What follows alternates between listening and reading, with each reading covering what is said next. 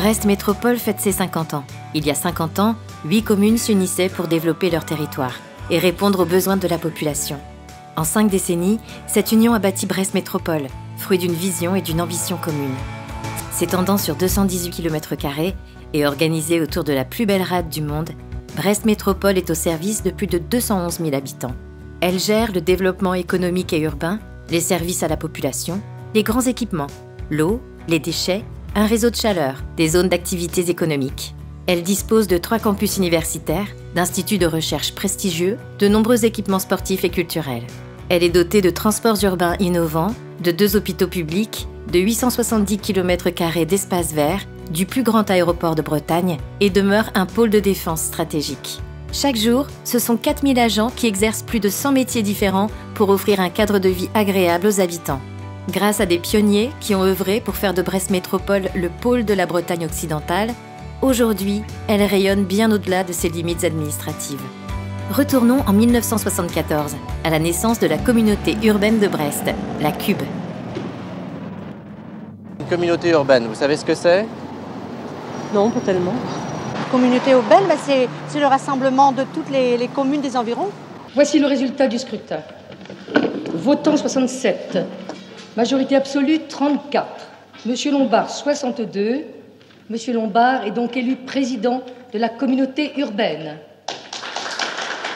Nous avons d'abord fait un syndicat. Nous nous sommes rendus compte que nous avions des intérêts communs. Puis nous nous sommes également rendus compte, compte tenu des perspectives démographiques, que si nous voulions qu'on puisse vivre dans les 20 ans qui viennent dans cette région dans d'excellentes conditions, il était nécessaire de pouvoir maîtriser les problèmes de l'urbanisme et de réaliser un urbanisme en profondeur. Les choses sont venues de loin, plus particulièrement de 1956 où Brest a été classée zone critique, ce qui a suscité un certain nombre de réactions ici, et notamment la création d'une association qui s'est appelée le CERES, où se sont réunis des élus, des chefs d'entreprise, quelques intellectuels, pour essayer de voir comment on pouvait sortir de cette situation. Georges Lombard faisait partie de ce CERES, mais il était à l'époque conseiller municipal, mais il est monté rapidement en grade, puisqu'il est devenu premier adjoint, et puis en 1959, il est devenu maire, et en 1965, lorsque l'on commence au Parlement à discuter de la possibilité de créer des communautés urbaines, eh bien, il pense que c'est sans doute la solution pour Brest. Lombard était persuadé dès ce moment-là qu'il fallait au moins 300 000 habitants à Brest, et en conséquence, il fallait regarder si on ne pouvait pas élargir la zone qui aurait réuni ces 300 000 habitants. Georges Lombard souhaite accéder au statut de communauté urbaine au plus vite. C'est pourquoi, entre 1967 et 1973, la ville de Brest développe des projets structurants pour le territoire et la population. Ainsi vont apparaître progressivement l'Université de Bretagne occidentale, des zones économiques à Kergonan, Kergaradec, mais aussi à Carastia, où s'implante Thomson CSF, aujourd'hui Thales. L'extension de l'aéroport de Guipava sera également au cœur de cette dynamique. Aussi sont créés la SOPAB, futur Brestem, pour gérer le stationnement urbain et le parc des expositions de Pinfeld, et un office public pour le logement social, qui deviendra Brest Métropole Habitat. Pour compléter ce vaste projet de développement, la ZUP de Bellevue sort de terre. Le conservatoire botanique est créé, ainsi qu'une patinoire, aujourd'hui le Rincla Stadium. Nantes et Rennes ne deviennent pas communautés urbaines à ce moment-là. Brest est vraiment un cas particulier, regardé comme tel. Brest, qui avait déjà aggloméré les communes de Lambézélec, de Saint-Marc, de Saint-Pierre.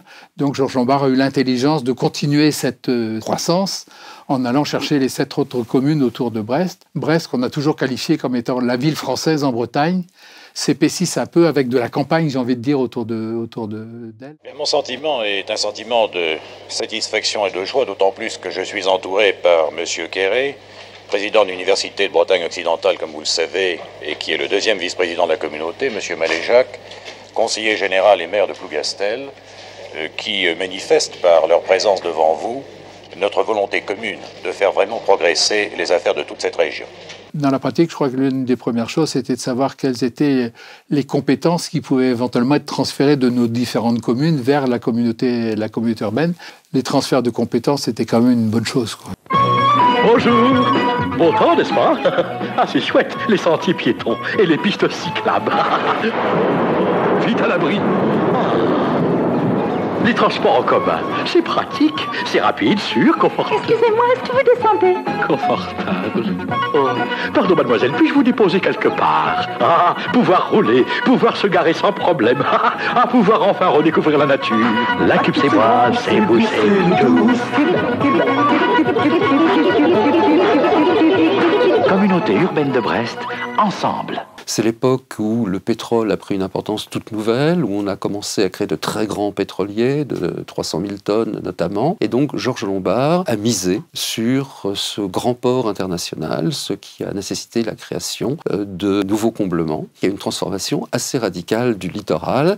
Et là, désespoir déçu, Brest n'est pas devenu ce grand port pétrolier international. Il y a eu la construction des formes de radeaux. Nous avons toujours une des plus importantes du monde. Et un certain nombre de navires viennent encore se faire réparer parce qu'il y a cet équipement. En termes d'emploi, si vous voulez, il y a eu un boulot fantastique qui a été fait. Le plus important, sans doute pour moi, c'est le poids qu'a représenté l'ensemble de la communauté urbaine pour renforcer l'université, et en particulier surtout ce qui tournait autour de la mer, quoi. Donc, il y a eu de très gros efforts qui ont été faits à l'époque, et du technopole qui a pris une importance quand même considérable, quoi. L'objectif de la communauté urbaine est d'avoir une seule politique de développement, et non 8. Un des sujets majeurs est l'urbanisme. Le plan d'occupation des sols passe sous la compétence de la communauté urbaine. C'est le début de la Cube, le nœud marin deviendra le symbole de cette union. 4 présidents de communautés se succéderont sur cette période. Georges Lombard en 1974, puis en 1977, le socialiste Joseph Gourmelon prend la tête de la communauté urbaine. Francis Leblé lui succédera, mais il décède subitement en 1982. Pierre Maille le remplacera alors, pour 1 an, jusqu'au retour de Georges Lombard qui remportera les élections suivantes. Dans les années 80, la décharge du Spernote est remplacée par une société publique pour le traitement des déchets, la Sotraval. L'aéroport de Brest-Guipava est déjà premier de la région Bretagne, avec un trafic de 400 000 passagers par an. L'aéroport de Brest-Guipava est le premier aéroport de Bretagne. Il présente une explosion assez impressionnante du trafic passager, puisque nous avons un taux de croissance de l'ordre de 10 à 15% et que nous devrions dépasser les 500 000 passagers l'année prochaine. De grandes entreprises s'installent sur le territoire, en particulier Alcatel, Matra et le siège du Crédit Mutuel. Sont lancés les chantiers du Quartz et du pont de l'Iroise. L'Arsenal monte en activité avec la construction du porte-avions Charles de Gaulle.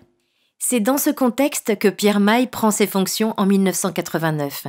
Et d'emblée, il inaugure ce qui va devenir un outil majeur de l'attractivité du territoire, Océanopolis, le parc scientifique de découverte des océans. La première chose en 1989 a été de rapprocher les services économiques de la ville de Brest et de la communauté urbaine, c'est-à-dire d'avoir finalement pour l'agglomération un seul service économique, un seul service de développement. Dire aux maires des communes périphériques qui n'avaient pas participé à la décision de construire le Quartz ou des piscines, de dire vous allez payer pour ça, ça a supposé quand même un peu de discussion.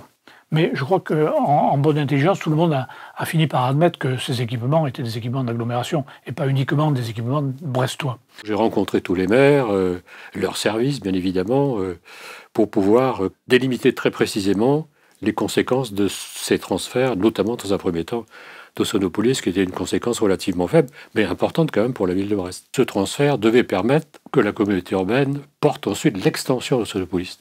Donc aujourd'hui, ce que l'on connaît, les pôles polaires et tropicaux, ont été à maîtrise d'ouvrage communauté urbaine. Ça n'aurait pas pu se faire autrement. Progressivement, l'idée, c'était de dire, est-ce qu'il y a besoin d'avoir une gestion du personnel différente entre les employés municipaux et les employés communautaires? L'essentiel de ce qui s'est passé par la suite était quand même une vision extrêmement claire de la part du maire-président, Pierre Maille, de ce que devaient être les différentes collectivités. La bonne collectivité à la bonne place. Et pas de mélange des genres, et pas non plus, disons, de mauvaise répartition des charges. Non financières notamment, bien entendu. 89 correspond à un changement mondial. C'est la chute du mur de Berlin, c'est donc une évolution internationale totalement différente, qui fait que la fonction de Brest, qui est essentiellement une fonction liée à la marine nationale, à la défense, cette fonction va évoluer. La région brestoise veut vivre. et vivra. En 1989, les bouleversements géopolitiques mondiaux impactent directement la Cube. S'ensuit en 1996 un plan de restructuration de la défense, le plan Millon. Le plan prévoit la suppression de 1900 emplois sur les 6000 de la DCN et en conséquence, la disparition de 1200 postes de sous-traitants. C'est un choc pour le pays de Brest. Un grand mouvement de solidarité va se mettre en place et aura pour slogan « Brest debout, construis ton avenir ». Syndicats, patrons, élus, commerçants, population constitueront une union sacrée. Jusqu'à 22 000 personnes manifesteront leur solidarité. C'était à la fois un déchirement par rapport à tous ces milliers de salariés qui voyaient disparaître leur travail. C'était aussi un traumatisme pour la ville parce que ce qui paraissait l'activité essentielle de la ville, construire des bateaux ou réparer des bateaux militaires, donnait l'impression de brusquement s'écrouler, disparaître. Je pense qu'à ce moment-là, cette prise de conscience de la solidarité générale a été probablement aussi quelque chose qui a favorisé ultérieurement la création du Pays de Brest. C'est une lourde épreuve pour la Cube et ses habitants, mais la collectivité a déjà commencé à anticiper un changement de cap, misant sur la diversification et le changement d'image. Le technopôle brest-iroise s'agrandit à plus années, la faculté Victor Ségalin est inaugurée, le centre hospitalier universitaire de la Cavale Blanche est déjà bâti. Mais c'est au port que Brest reconstruira son identité, réconciliant les habitants avec leur ville.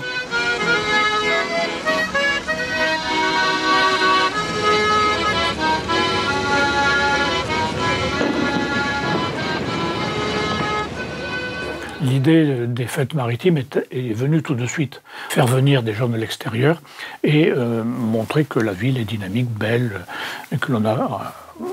qu'elle mérite d'être mieux connue. Les Jeudis du port, par exemple, avaient aussi cette fonction d'amener les Brestois à fréquenter leur port et à en faire un lieu de plaisir, enfin un lieu de loisir en tous les cas. Le port a changé de visage. Et je crois que pour une ville maritime, avoir une façade maritime où l'on a envie de se rendre, c'est important. Donc nous avons toutes ces fonctions maritimes, le loisir, l'industrie, l'armement, la science. Je crois que ça fait un beau panorama portuaire. Peu à peu, l'image de Brest s'améliore. La Cube devient plus attractive pour les entreprises. Son accès est facilité par la création de nouvelles infrastructures routières. L'aérogare s'équipe d'une zone de fret et une piste de 3000 mètres va permettre d'accueillir de nouveaux avions. En centre-ville, la place de la Liberté est redessinée. En 2001, François Cuyandre devient maire de Brest et président de la Cube, le premier de 4 mandats successifs. En 2001, effectivement, je suis élu à la tête d'une équipe à la mairie de Brest. Je ne découvre pas les lieux, hein, je les connaissais. Et c'est avec optimisme que je prends la présidence de la communauté urbaine et de la ville de Brest, parce que pour moi, les deux vont ensemble. Avec l'idée que, eh bien, on devait passer du statut de communauté urbaine à celui qui deviendra juridiquement celui de métropole. On avait commencé à y réfléchir hein, dans les années 2004-2005. La communauté urbaine devient Brest Métropole Océane. Alors, à l'époque, j'avais été un petit peu réticent sur le thème. On n'est pas que Océane, on n'est pas que lié à la mer. On a aussi un territoire terrestre qui est important, le pays de Brest. Et puis, en termes de communication, j'avais attiré l'attention. Brest Métropole Océane, très rapidement, on va dire BMO. Voilà, c'est ce qui s'est passé. La Cube, devenue Brest Métropole Océane, a une forte ambition, avoir le statut officiel de métropole. Ainsi, ce sont de nombreux projets qui vont se réaliser dans tous les secteurs. Le pôle Mer-Bretagne est créé au Technopôle. Le port de commerce continue de se développer et accueille maintenant une salle de spectacle, la Carène. Un nouveau port de plaisance s'ouvre au public, le port du Château. L'aéroport de Brest-Guipava continue de jouer son rôle moteur d'attractivité du territoire et atteint les 600 000 passagers. L'aérogare, pour les accueillir, est complètement transformée. La gestion de l'eau est confiée à une société publique locale, Eau du Ponant. Brest accueille d'importants événements populaires, le grand départ du Tour de France et le concours Miss France, grâce à l'élection de Laurie Tillman. Après 3 ans de travaux, la première ligne de tramway est inaugurée en juin 2012. Donnez avec moi le coup d'envoi de la ligne de tram. 5, 4, 3, 2, 1, 0.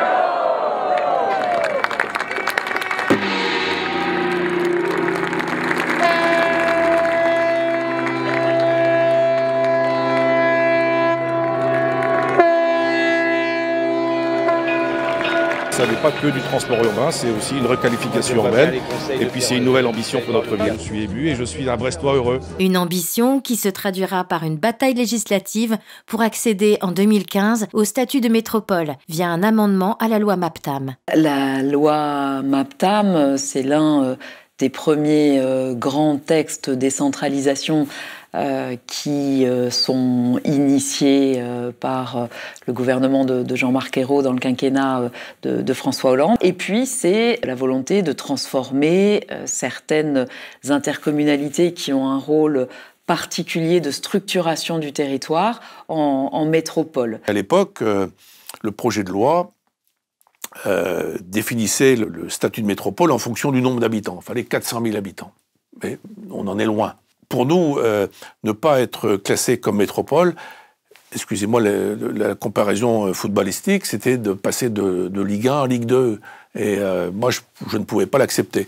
Nathalie Appéré, qui était rapporteur et était députée, qui était rapporteur du projet de loi pour le groupe socialiste, je lui ai dit, pour moi, non, je veux agir pour que Brest soit métropole. Elle en était d'accord, y compris d'ailleurs pas uniquement pour des raisons parlementaires, mais aussi pour des raisons d'équilibre dans notre région Bretagne. Il y avait déjà toutes ces missions assumées par le territoire brestois vis-à-vis d'un ensemble géographique beaucoup plus large, plus une tradition intercommunale déjà extrêmement forte. Et c'est ce que nous utilisons dans la rédaction d'un amendement qui est le fruit d'un travail conjoint avec les élus brestois. On a agi à tous les niveaux, y compris au plus haut niveau de l'État à l'époque, pour dire non, on mérite ce statut. Et en bout de course, le président de la République de l'époque, que je connaissais bien, que je connais bien toujours, mais il n'est plus président, m'a fortement aidé pour passer par ce petit trou de souris. On a été les seuls à l'époque. Aujourd'hui, il doit y avoir 22 ou 23 métropoles. Je ne peux pas dire que j'ai été beaucoup servi par les autres, celles et ceux qui sont aujourd'hui devenus métropoles. Brest Métropole est née. Et dans son sillage se concrétisent des projets d'envergure. Dès 2016, la création du Campus mondial de la mer réunit une communauté d'entreprises et de chercheurs autour de l'excellence maritime, un outil puissant de rayonnement à l'international. L'Ifremer inaugure son siège social à Brest. La métropole et les villes partenaires Morlaix, Quimper et Lannion obtiennent le label French Tech Bretagne Ouest grâce à un écosystème dynamique et innovant dans le domaine du numérique. Brestem devient la plus grande entreprise publique locale française en gérant tout un ensemble d'équipements au service du territoire métropolitain. Comme la Brest Arena, un équipement multifonction majeur dans l'ouest de la France qui permet d'accueillir des événements culturels et sportifs de grande ampleur. Après plusieurs années de rénovation, un site exceptionnel jusque-là propriété de la Marine nationale et inconnu du grand public ouvre ses portes. Les ateliers des Capucins. Pour y accéder, le premier téléphérique urbain de France est mis en service. Il est désormais un emblème de la métropole.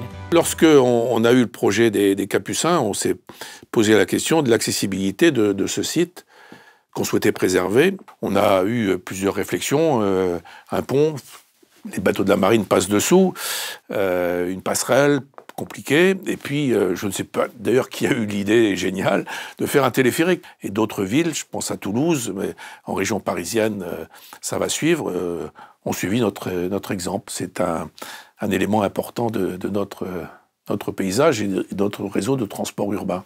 Le fait d'avoir construit le port du château, le fait d'avoir rénové les ateliers des Capucins, pour moi, c'est une fierté sans nom. Voilà. Donc le hasard des choses a fait que l'État souhaitait se débarrasser de ces sites assez extraordinaires en cœur de ville. Et on ne pouvait pas répondre non. Voilà. Donc on l'a fait. Puis le plateau des Capucins, la plus grande place publique couverte d'Europe, c'est un endroit encore assez exceptionnel. On a la facilité de mettre le coup de projecteur sur le chantier du tram et du BHNS. Alors c'est une pièce importante, bien entendu, mais ce n'est qu'une pièce, qui d'ailleurs doit être intégrée dans notre perspective. Mais à côté, il y a plein d'autres chantiers qui existent. Il y a tous les chantiers qu'on mène avec la société portuaire sur le port. C'est comment on crée on crée un ensemble qui permet d'aller de l'avant. Je crois qu'à Brest, on n'a pas le choix, il faut regarder devant nous et pas derrière. On regarde devant avec ce qui s'est passé derrière, mais avec la volonté de se battre, et on a toujours su le faire. Et dans un esprit collectif. Quand je dis esprit collectif, c'est pas simplement les élus majoritaires de la ville et de la métropole, de la communauté urbaine de l'époque, c'est aussi avec les élus de la chambre de commerce, avec beaucoup de partenaires sociaux, etc. Il faut le faire collectivement. Et puis ça nous oblige à des réalisations qui sont celles d'une grande métropole, d'une métropole qui innerve tout un territoire. Et donc de défendre nos grands services publics. Le fait que nous soyons juridiquement métropole est quand même porteur pour tout un territoire bien plus large que nos 8 communes.